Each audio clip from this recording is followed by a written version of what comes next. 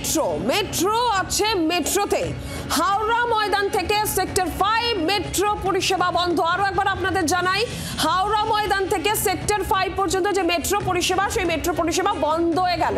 সম্পূর্ণ green line metro পরিষেবা বন্ধ। সকালে 11:15 থেকে এই মেট্রো পরিষেবা বন্ধ। কারণ জানা যাচ্ছে বিদ্যুৎ বিভ্রাট বা পাওয়ার ট্রিপের জেরে বিপত্তি। যান্ত্রিক কারণে মেট্রো পরিষেবা বন্ধ রয়েছে। বিশ্বকর্মা পুজো আজ, এমনিতেই রাস্তায় বাস অটো কম, মেট্রো ভরসা, কিন্তু সেখানেও এই অবস্থা। বিশ্বকর্মা পুজোর দিন চরম ভোগান্তি নিত্যযাত্রীদের।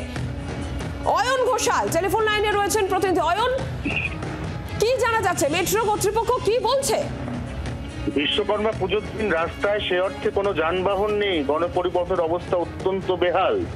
এই অবস্থায় রাজ্য সরকার ছুটি ঘোষণা করলেও সমস্ত বেসরকারি অফিস খোলা, এবং যে সমস্ত মানুষ আজকে গ্রিন লাইন মেট্রোর ভরসায় সেক্টর 5 থেকে হাওড়া ময়দান পর্যন্ত সুলভে যাতায়াত করবেন ভেবেছিলেন, তাদের এই মুহূর্তে চরম ভোগান্তির প্রহর গুনতে হচ্ছে।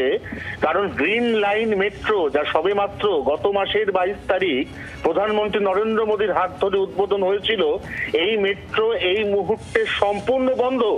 এই মেট্রো বন্ধ রয়েছে সকাল 11:15 থেকে।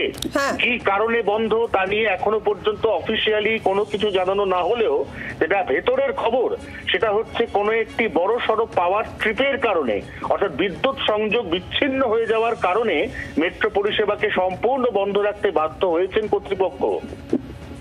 ধন্যবাদ অয়ন। 22 আগস্ট উদ্বোধন হয়েছিল, 1 মাস পেরোতে না পেরোতেই একেবারে বিভ্রাটে গ্রিন লাইন পরিষেবাই বন্ধ হলো।